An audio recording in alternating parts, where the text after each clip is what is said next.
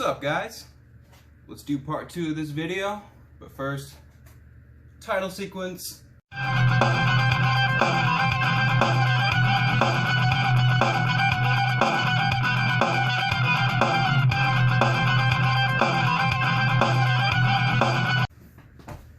get asked questions out in public.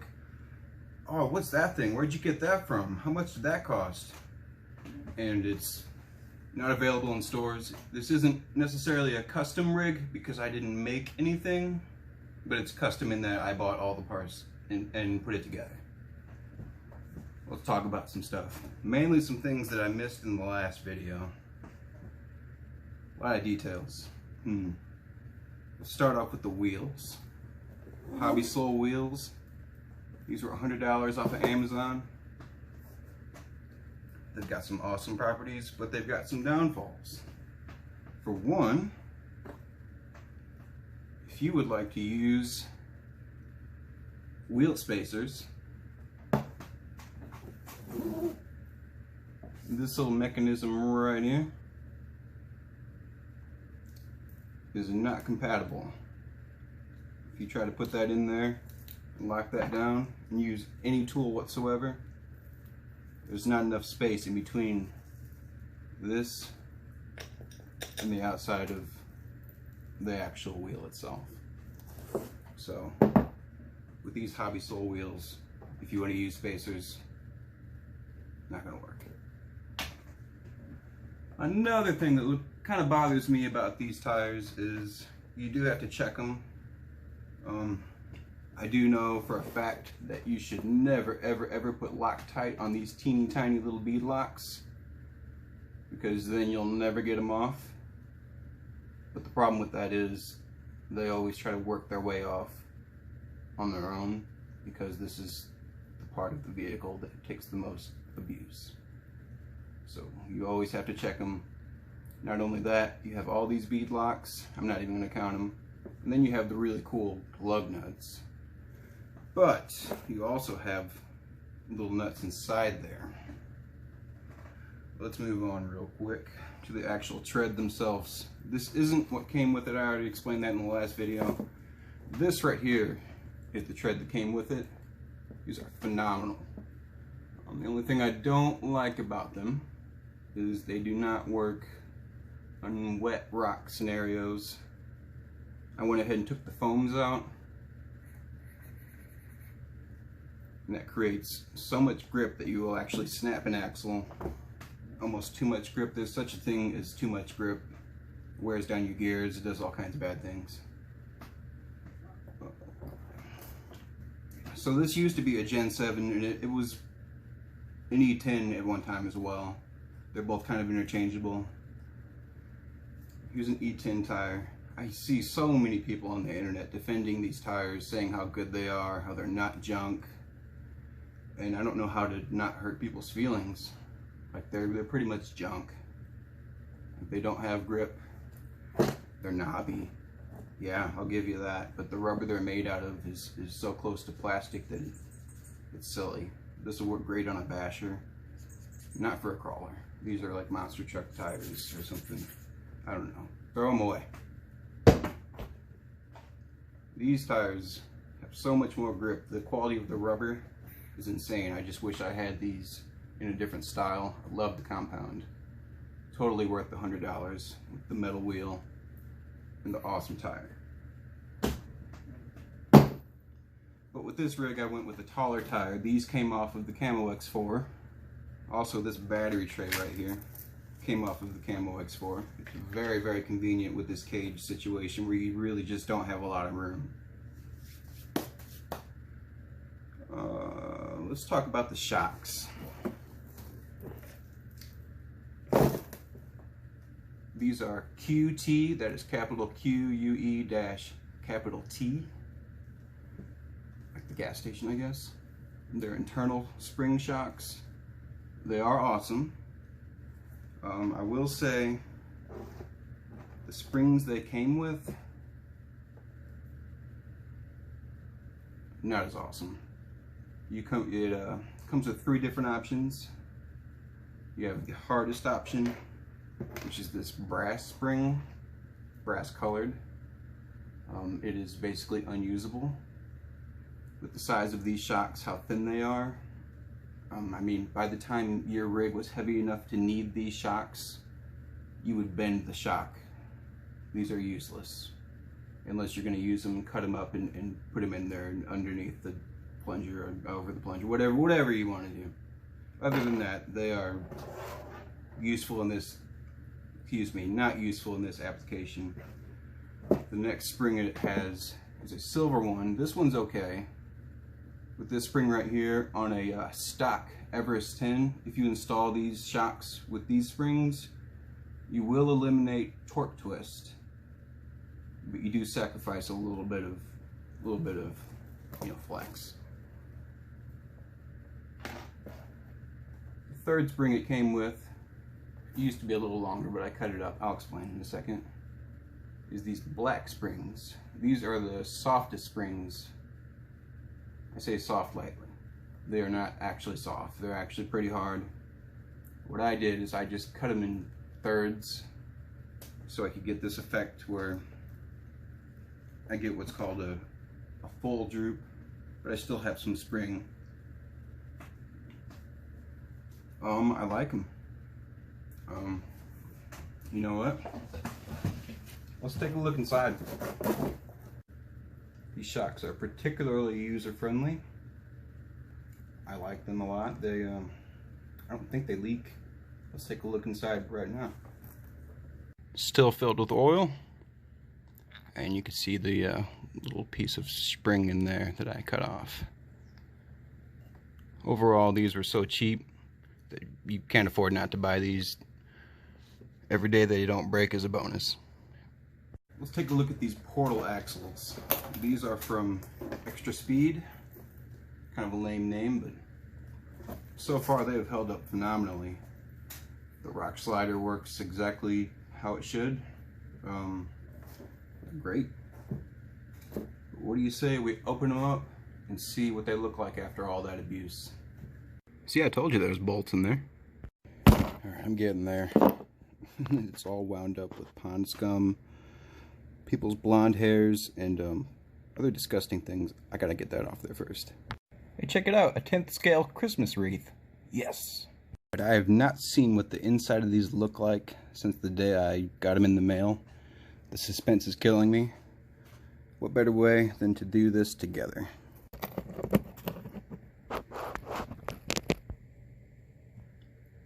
It's got some mud. All the grease is still in there. The gears look great. Wow, I didn't realize how much mud and water gets in there, but it doesn't matter.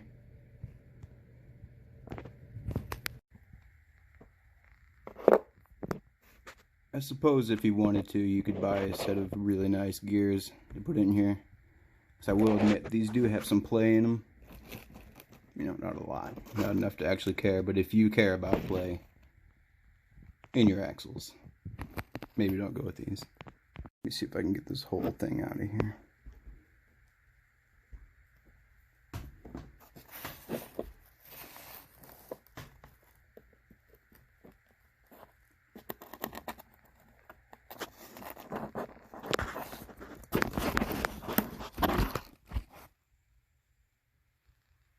Still completely covered in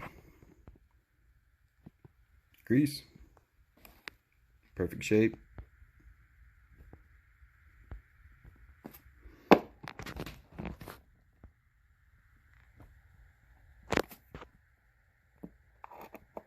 Looks perfect. Little pin is fine. No issues at all. This truck has seen many miles, and I'd have to say I'm pretty impressed with these. Yeah, like I said, some mud got in there, but for a budget crawler, I'm very impressed. Moving on from the axles, let's have a look at these link ends by Yeah Racing. I've read a lot of negative things, heard a lot of trash talk. They work fine. Nothing is broken. I don't know if you can see this one right here. It had a little bit of a weird gap to it, so a washer fixed that. It's free. Don't let anybody tell you, yeah, racing sucks. They're fine. Let's move on to these. These drive shafts are from a brand called Hoplex. The brand spells it all in capital letters, spelled exactly how it sounds. They are phenomenal. That's all I have to say about them. They're a bit heavy. They look awesome. They're extremely durable. I think they were a little bit pricey, but they're probably the last I'll ever have to buy. Connecting that, we have the stock motor and the stock ESC. Why? Because they don't suck. I haven't needed to change it. Everything I've put this thing through, this Hexfly ESC has been phenomenal. It works great. It's waterproof.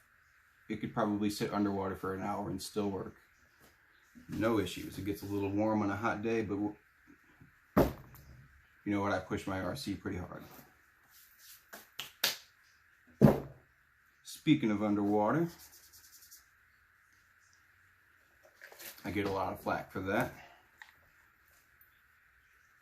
The main difference between a rig that you drive underwater and one that you don't is basically, let me find a good example here. This right here, this bottom plate right here is universal between the Everest 10 and the Gen 7. This one right here, never seen water. This one right here, seen nothing but water. Works great. A little bit of noise in the bearings, nothing to bother me. It's not a Formula One car, it's a crawler. And I will never have to change out these bearings. I mean, maybe, just, things wear out. There's such a thing as marine grease and marine gear lube. They both work phenomenal. Get them both. And these servos. Cheap and awesome. If you need more than 25 kilograms to turn your wheels, I won't say you're doing something wrong, but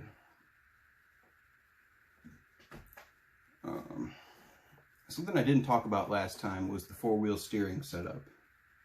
I can't believe I didn't talk about that, because that's kind of a big deal. And that was actually a very easy thing to do. What I have, ground pounder electronics. This controller came from the ground pounder. I actually have one. I'm not using it because, parts. Selectable steering. 4 modes, back to regular. Very convenient. I don't recommend doing it any other way. It's something I wanted to explain with my front and rear end, because they're different.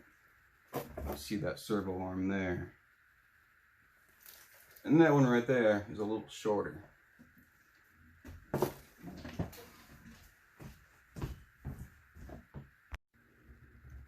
The geometry, the way it sits, is not very strong.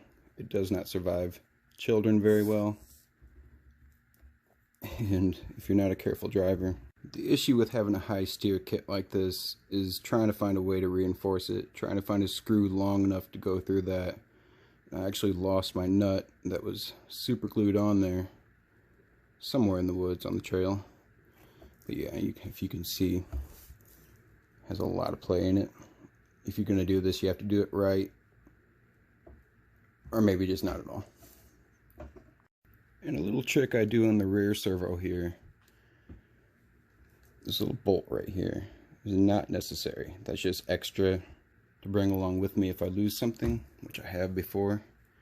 If you can see the mix matched bolts here.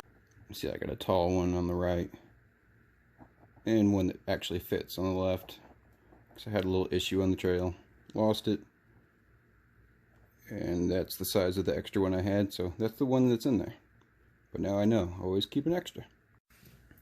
Here's a quick side-by-side comparison of the skid plate. This is a standard Gen 7 Pro skid plate. Works great. You can see just for size comparison. I will be honest though, the extra speed one looks a little better. One of the most frustrating things you'll deal with the Everest and the Gen 7 platform is the way the link ends are set up. These get hung up on so much when you're doing technical climbing and crawling. You definitely need to find some sort of a skid plate or a rock slide some way, somehow. I've seen some interesting ones on the market. I've yet to decide which one I want, but this is a weak point for sure. Center of gravity is a huge deal to a lot of crawler people. An easy way to improve that is to get a lighter battery. And if a lighter battery, a nickel battery, doesn't make you happy, go with a LiPo. It's literally half the weight and more mAh. But if you're still unhappy, you can go with a much smaller LiPo. I don't know why people forget this. This worked great. And if you're still not happy, this is about the smallest LiPo I've ever seen. I get maybe 15 minutes of run time with this at best, but you will by far get the best center of gravity with that. A couple other little interesting things I've always wanted to bring up in a video. When people are on groups and talking about the ESC and asking advice, and I tell them about the ESC and I'm wrong, because this is the ESC that my Everest came with. I don't know what yours came with. This is my ESC. And my controller,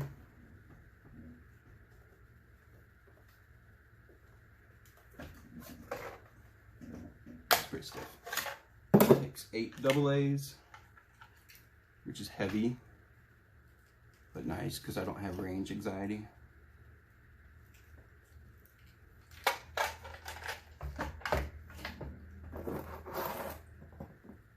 And I just want you guys to know, I do support these. Hobby Wing 1080 or something, I don't know. These are pretty sweet, but with the Hobby Wing ESC, there's too many options with this controller. This will be a whole nother video, by the way. Every video of this, explaining this on YouTube is garbage. Nobody knows what they're talking about. I promise you I will dedicate a whole video explaining this, what every setting means. Anyways, these are not the holy grail.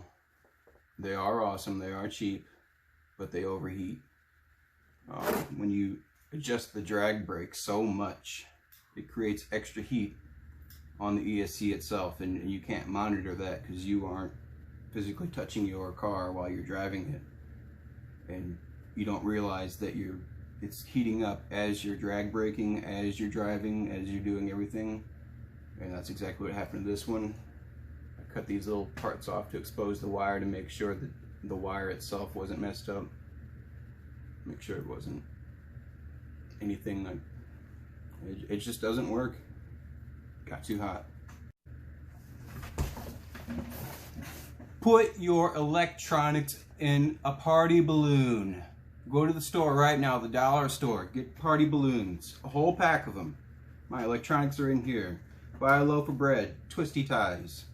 Problem solved. You can drive in the water and your shelf queen can go enjoy its life. Let's talk about these scale accessories.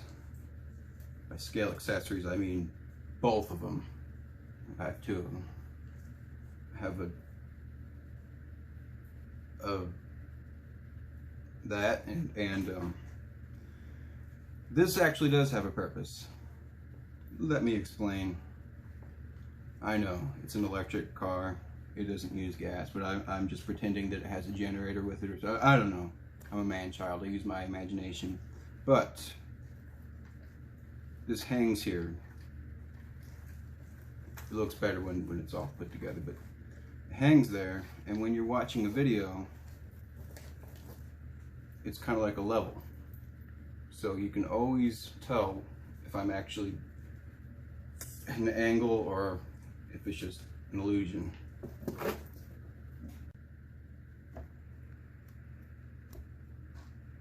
I don't know if I mentioned this before. This base plate right here that holds your transmission, this is universal to Gen 7 and the E10, and this is a direct fit to that. Like, it couldn't be any easier.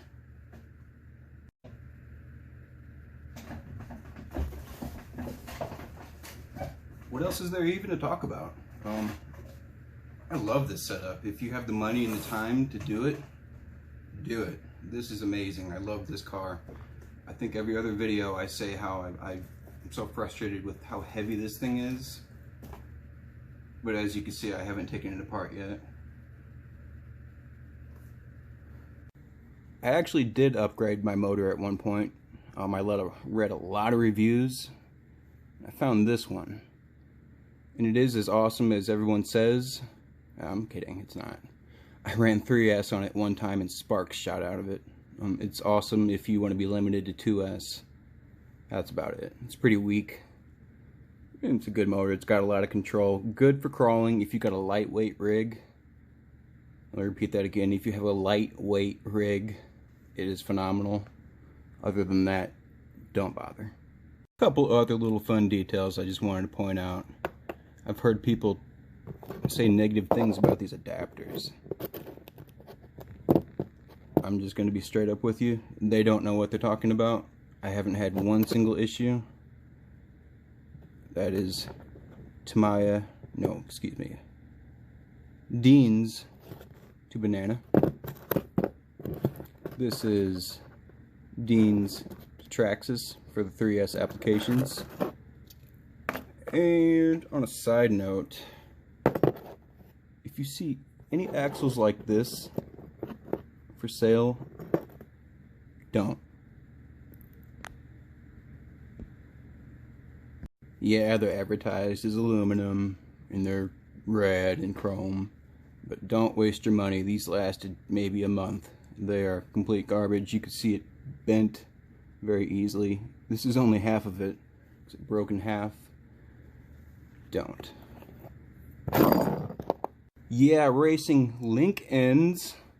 The only quirk with these I want to point out is when you buy them, they come in packs of 5, so I would just go ahead and buy 2 packs so you can have an even number. I don't know what you're going to do with all of them, but an even number is better than having 5. I approve. Not because anybody's paying me anything at all. It's because this works. Products that work, I'll endorse them. They don't have to pay me anything. As you can see, there's different little holes there. Pretty standard. As far as this cage goes, it is very, very strong. I used to be a welder, so I know a good weld when I see it, and these welds are humorous at best. They don't need to be that strong, but you really do get what you pay for. They're strong enough, they just look hideous. Another example of just ugly welds. You could tell where they cut the material and set it up to weld, and a machine welded it and nobody came in by hand and fixed it. Again, it's fine. It looks okay, but if you notice that kind of thing, it might bother you. What brand are those servos? Oh, now you know. Why is this thing on there? I don't know, it looks cool. I put it on there, now it's kind of stuck. I don't know, it's just going to stay on there. But why do you run your shocks upside down? And the only reason I'm going to not give a smart ass answer right now is because people do actually want to know. And every last little bit counts. Run them upside down because the bottom is heavier than the top. Like, significantly. Same deal with the drive shafts. I run them with the heavier part towards the bottom because it makes sense. Man, these are dirty. So I can't remember what video it was, but I did make fun of this little hole right here because I sure didn't know what it was for. But luckily, a few very intelligent people on Facebook explained to me that you tighten this down so that when you take your tire off, this doesn't pop off, and subsequently your teeny tiny little pin doesn't pop off, which, as you know, little things get lost very easily. Well guys, I guess that's all the things. I love this truck.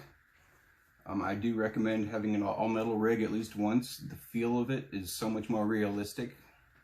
Just the inertia of the weight is so satisfying to take over the rocks.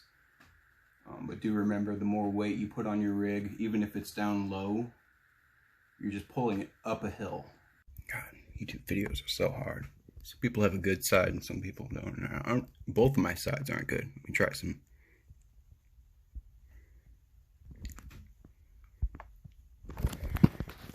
Come on, gotta look cool. No, it's stupid.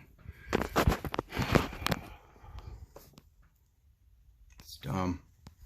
Hat back like a redneck.